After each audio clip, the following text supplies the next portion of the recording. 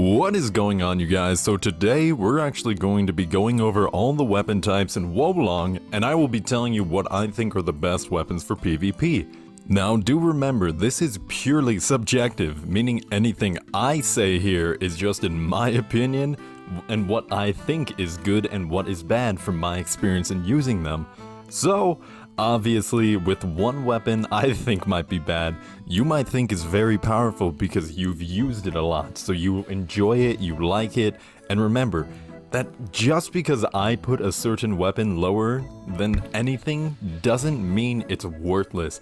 Every weapon in this game is still strong, it's just there will always be some weapons that are better than others. Now let's start by going down the line here, starting with the curved sabers. The curved sabers is extremely fast, powerful weapons. Its basic hits, honestly, they aren't the highest damaging hits of all the weapons, but the speed and then the deflect rating definitely make up for that. Now, we need to know what is deflect difficulty to know what I'm talking about in the first place, so let's get into the weapon itself before going into that. So there are actually 4 different curved sabers, being the Drought Demon Blade, the Padao, Quing Scimitar, and then the Gooting or Gutting Blade, however you like to pronounce it. Each one of them have the same moveset, but different stats, and 2 of them having unique martial arts.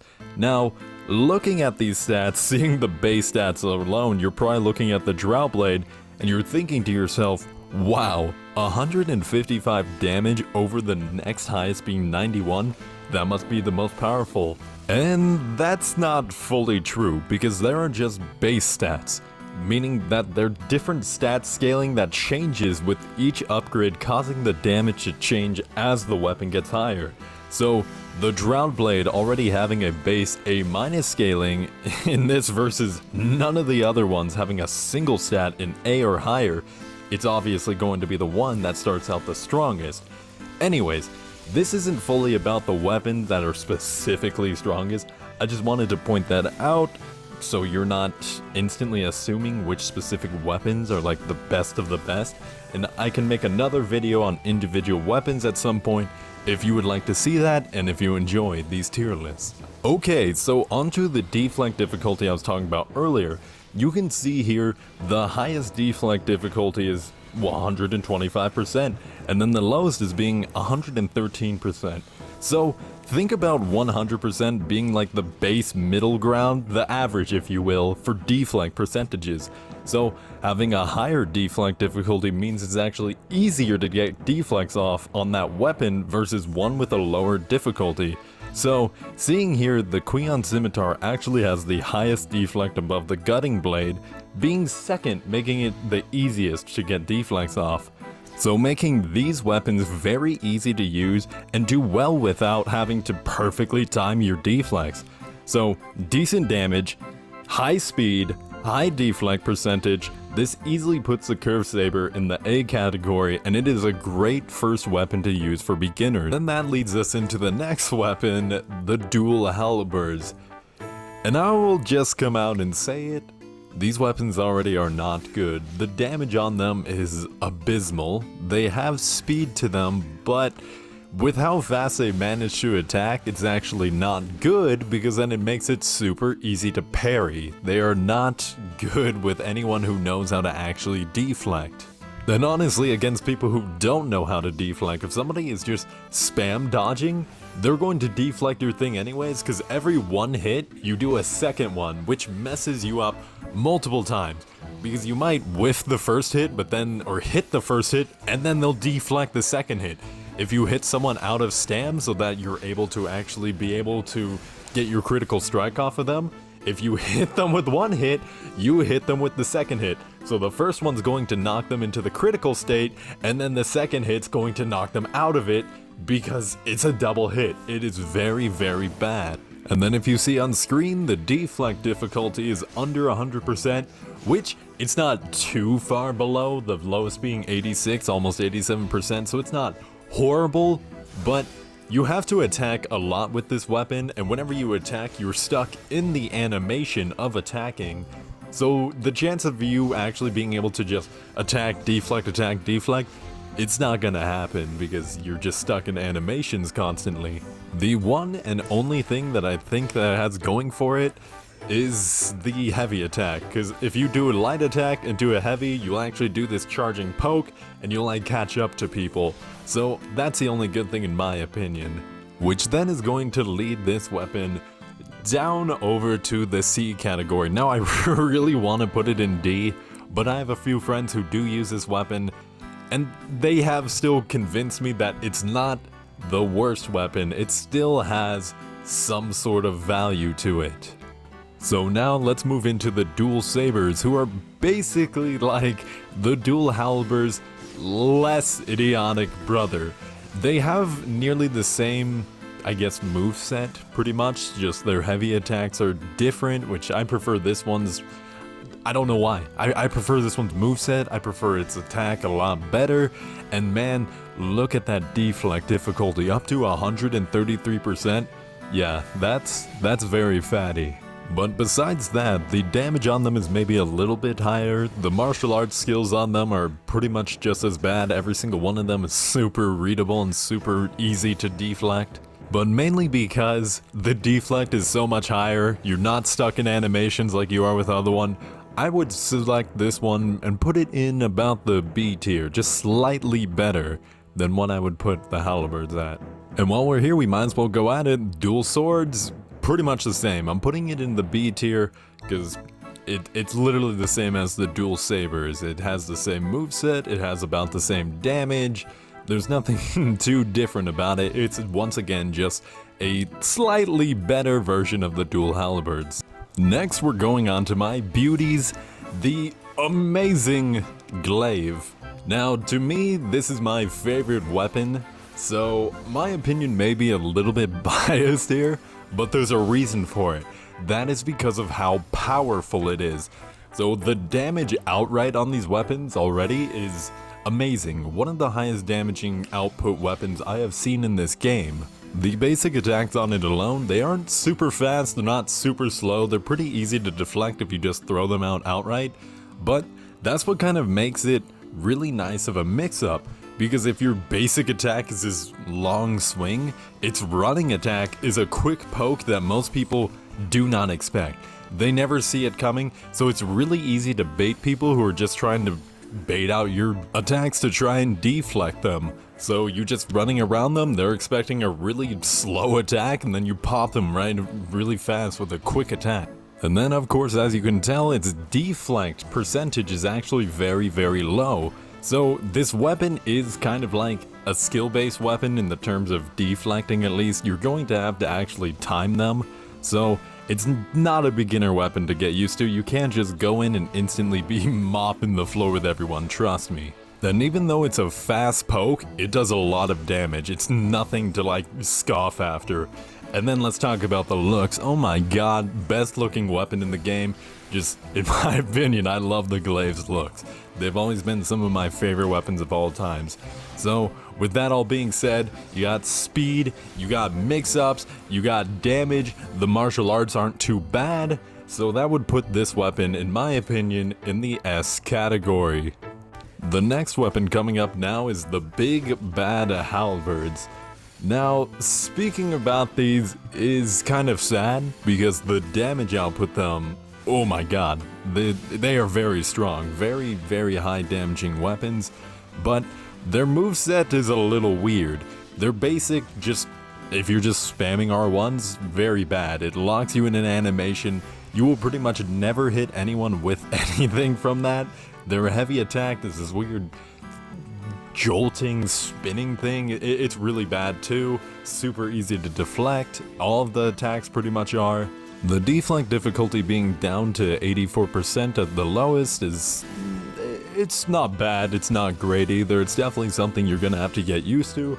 This is 100% without a doubt a hard weapon to try and get into, but once you do know how to use it and you're deflecting people, doing your little attacks back at them, it's going to be powerful, trust me. The damage on it is way worth it. But sadly, all the negatives don't make up for the positives about the weapon, so since it's a very hard weapon to get into, I'm actually going to put it in the C category. Next, we're getting into the big boy, the hammers, which they are extremely slow. Obviously, they're a gigantic ball of mass. Tons of damage though, super high. The deflect difficulty on them is extremely low, I think one of the lowest. So it's definitely something that you will have to get used to. It's not something that you can just jump right into. The best thing that I know about them is that you can be aggressive with them to an extent. They're definitely a passive play type of weapon, because if you just throw out those slow little attacks, it's not worth it. Nobody's ever gonna get hit by that unless if they're like healing or something, or you have a time to punish them. But for the most part, you're just gonna want to be hitting deflects and then hitting them back with that, you know, the instant deflect attack, because that does tons of damage. Tons and tons of damage. It is amazing. If you can actually hit people with your heavy attack, they're dead. It really does do an absurd amount of damage. But obviously, damage isn't everything. So with a low deflect chance, you got high damage. Not bad. It'll take you a minute to actually get used to these weapons and perfect them. So I'm gonna have to put them in the C tier. I would put them in like a high C, low B, honestly. Let's continue on that gigantic weapon trend, shall we? Because next we have the gigantic Poleaxe, and oh my god, this thing is straight gas.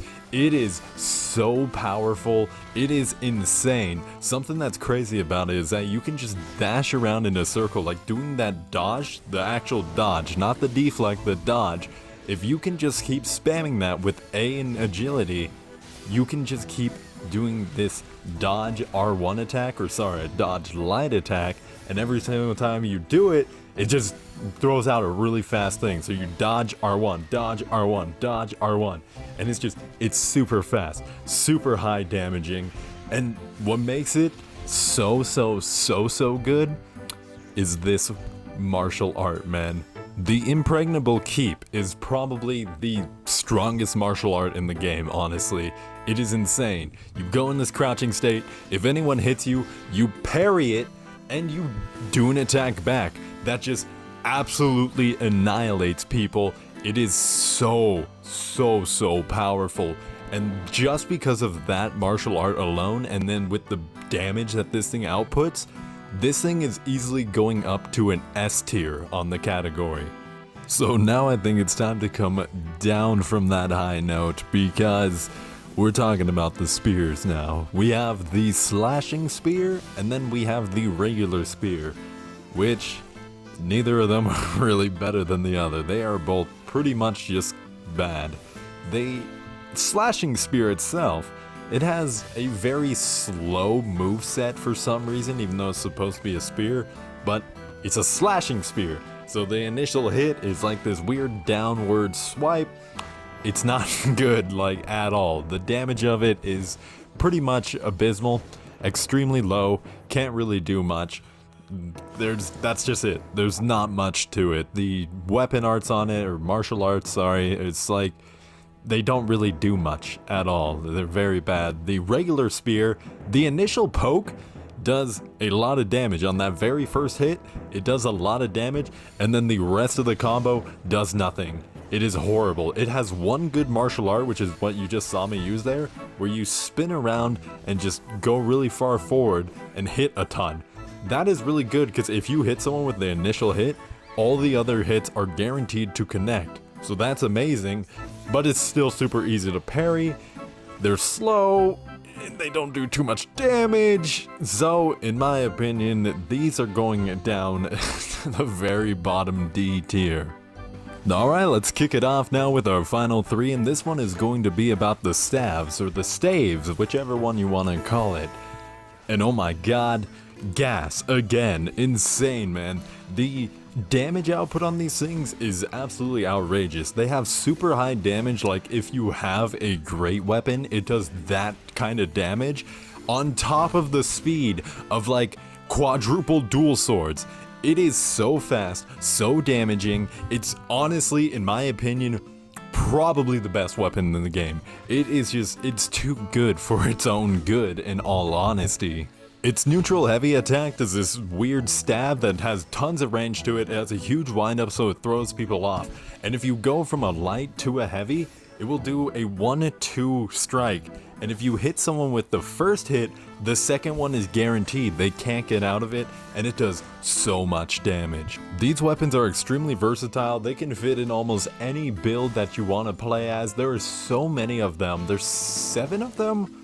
Yeah, there's 7 staves. So it's like you have options, my guy. You can use whatever you want, and this thing will always be good. There's not many martial arts that really stand out about them. I wouldn't recommend using any of the martial arts on any of them, but regardless, even without that, they are 100% going to be in the S category because, man, you will never be disappointed using one of these.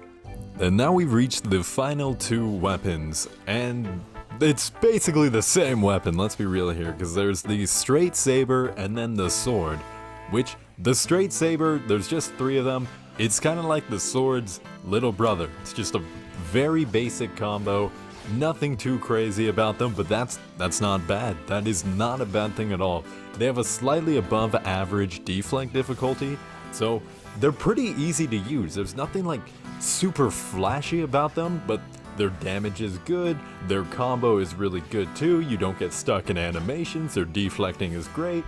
There's nothing wrong with this weapon.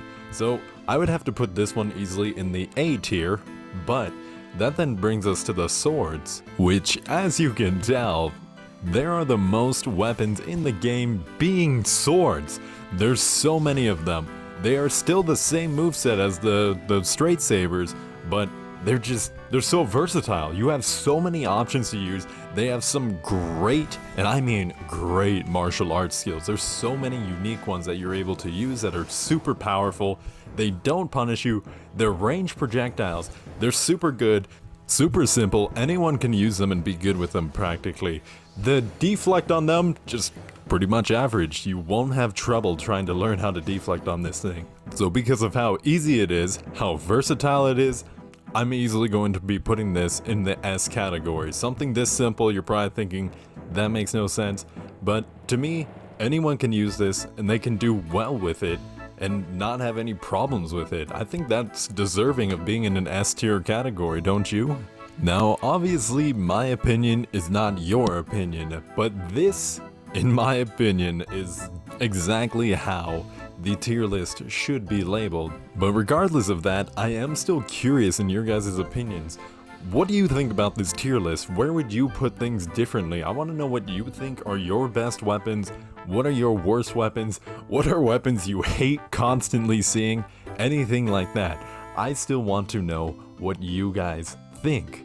So, if you enjoyed this video and if you enjoyed the tier list, please like and subscribe. It would mean the world to me. And let me know what other tier lists you guys would like to see, because I'm actually already planning on making a few more, whether it's like spell tier list, specific weapon tier list, or even martial arts tier list. I want to do them all, and I want to see what you guys have to say about this. So on that note, I will be heading out now. I hope you guys enjoy the rest of your day, and have a good one. Peace.